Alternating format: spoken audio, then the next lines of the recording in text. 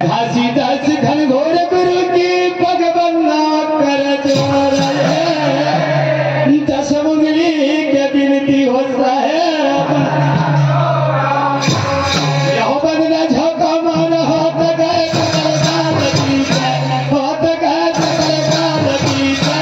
बार बार सब प्रेम से बोला वो परम पूज्य घासीदास बाबा की सत्य के